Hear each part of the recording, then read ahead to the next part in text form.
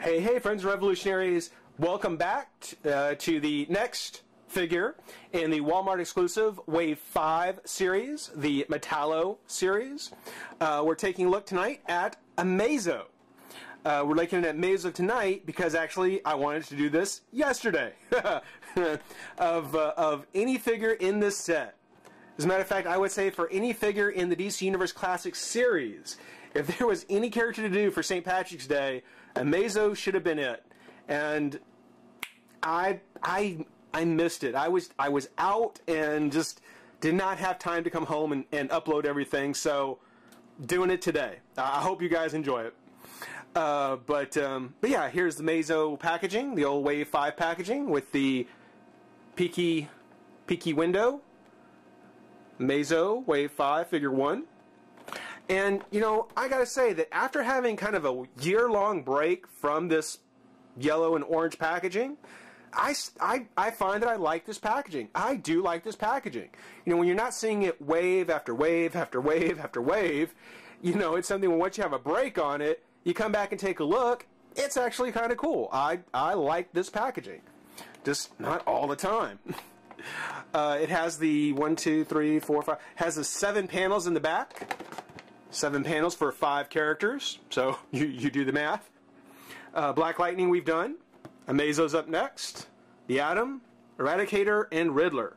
And I can tell you that right now, Eradicator and Riddler, they're going to be the top spots so far from looking at them in pack. I've been wrong before, though. I mean, there have been times I've been opened a figure and found that I really enjoy them. Maybe Amazo will be that exception, but I don't think so.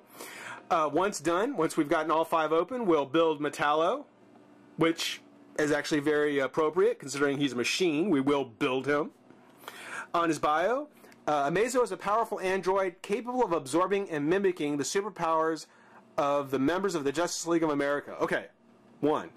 Okay, we get that. He absorbs powers of other characters. Okay. Absorption cells allow Amazo the ability to duplicate the power of any superhero he encounters, but is only able to use the power of one hero at a time. They just repeated themselves. On a write-up that is maybe 2 sentences long, both of them tell you pretty much the same thing. Doesn't really tell you who made him, doesn't tell you what his function is, doesn't tell you if he's sentient, if he's, you know, being controlled on his own. You get no background, really, on this figure at all. And I know, I usually give you some more information on him, but I just did not have time to look him up, or I haven't taken the time. But I think it's important mentioning that basically in all of 2 lines, they repeat themselves. Statistics, first appearance Brave and the Bold, number 30, June, July 1960. That might explain part of it. Real name Amazo, occupation android. Which, how's that doing for you, man? Occupation android. You wanted to grow up to be an android? I wanted to grow up to be Santa Claus. Base of operations mobile, special abilities intelligence, and able to absorb and mimic the power of superheroes. Like, we didn't get that statement twice before. 3 times they tell us the same thing, because really, I mean, when you look at him in the pack, yeah, I mean, you can't. Black Lightning, okay, he's lightning. The Atom, well, once you see him, he's got a little atom on his forehead. The Eradicator, he's a Superman of some kind. And the Riddler, all the question marks kind of give him away. But Amazo, nothing in the name or in the look of the character tells you anything. So they basically had to actually spell it out for us 3 times. I don't know. Okay, well, let's take a moment, pop Amazo out of the pack, have some fun. Be right back. Alright, well, Amazo's no more interesting out of the pack than he was in. As a matter of fact, getting him open doesn't make him any more appealing except for the fact that now we have access to the Metallo leg. You know, at least with Black Lightning, it was, like I was saying, it was nice to get an official version of Black Lightning. Amazo, I don't know. I wasn't clamoring for this character. This was not a figure that I was just waiting to see when he'd get released. So, yeah, it's not a very exciting figure to have. One that you can certainly have some fun with, and I'll show you why here in a minute.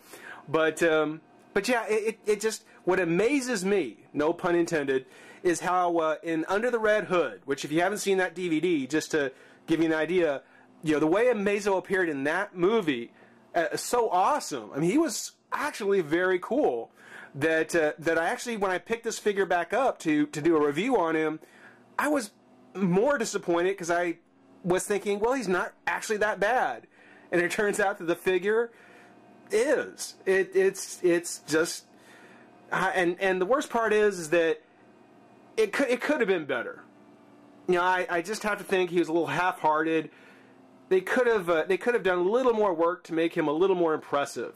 You know, here he's got a very kind of boring face.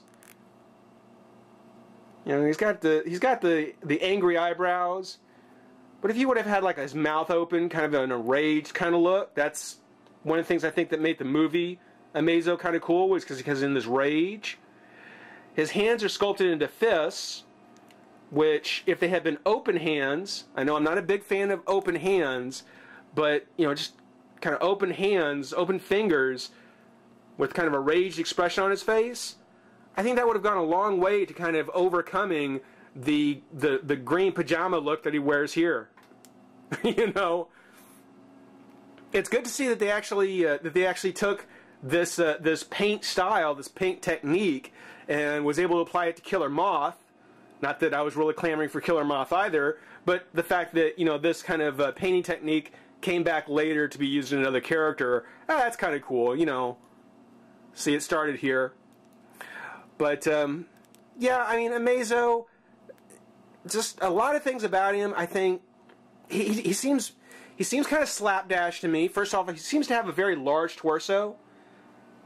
I don't know, that it may be the Superman torso, I'm not exactly sure. But because the torso looks so large, and because it looks like he's got smaller arms, you know, there is kind of this gap around the shoulders. And I think one of the reasons they did the larger torso is because he's supposed to be, you know, pretty brutal kind of guy, but they had to use the smaller arms because the only character that they had, and you have to understand this is wave 5, there had only been 4 waves before this, and the one they decided to take a mold of to illustrate that he's mimicking powers is Green Lantern. Again, I understand there weren't that many out that you could really do, but Green Lantern, I mean, that little ring, it just seems that, first of all, Green Lantern I don't think was the right figure for them to have, the right character for him to be mimicking. And then just to pick such a tiny bauble to be the indication of that he's mimicking someone's powers. Yeah, it's a sign how the fact that this was still a fairly new line when it came out. Had this been in a wave 9 or 8, they could have used the wings from Hawkman to indicate him mimicking the powers, or even made it an accessory, because you can see here on the rectangular peg where capes and stuff fit, I mean, it's really bad. I mean, it's like, that's not the same peg that's supposed to actually fit in there. It looks like they actually somehow kind of, again, slapdash one together. But yeah, it just seems as though that, you know, Amazo, he's inspired. It's an inspired character to put in because, as I was saying before, for this wave, it's basically the same bodies being used over and over for the most part, reusing parts, no real original molds except on the heads, and they basically found Amazo and said, hey, we can use him. And yeah, he's perfect because, you know, he just has this green pajama thing. He's half pajamas. But to be able to do him justice, to do him right, I think that it would have been much better to have him later when they had more accessories and more figures to be able to work with to illustrate his copying ability. As I was mentioning in the beginning, though, I mean, Amazo is, well, let me get to the articulation first. His head is very loose. If you've noticed, I've been kind of trying to maintain it, but it's on a ball joint. Arms come up, out, twist at the shoulder, elbow, wrist, clench at the torso, twist the waist, up on the leg, twist the thigh, knee, and foot. So nothing new on the articulation there. But as I was going to say, as far as him being the perfect figure for for St. Patrick's Day, I mean, on top of the fact that he's got the two-tone green legs, the very green, very shamrock-like green legs and arms, very Irish. He's also got the orange cap on his head, which isn't quite like red hair, but it's still, you know, Irish green, Irish orange. And then with the pointy ears he has, I mean, he is, if you just had a spare top hat from Zantana, which, if anyone has a spare that you're willing to part with, let me know. I would love to have a spare hat to paint up in the same kind of green he has here. Because, oops, let's see if we can get it to stay on.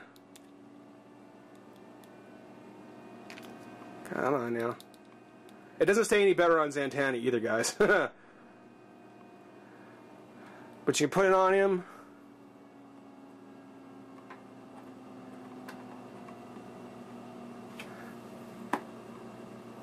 And have yourself a bit of a fruity leprechaun.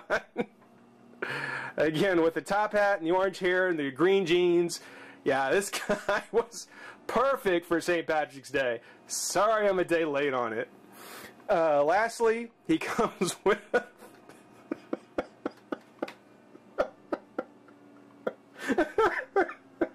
Sorry. I still got some allergies, guys. I'm sorry. If you have Zantana and you have Amazo, set this up. Take a look, because in person, this is so funny.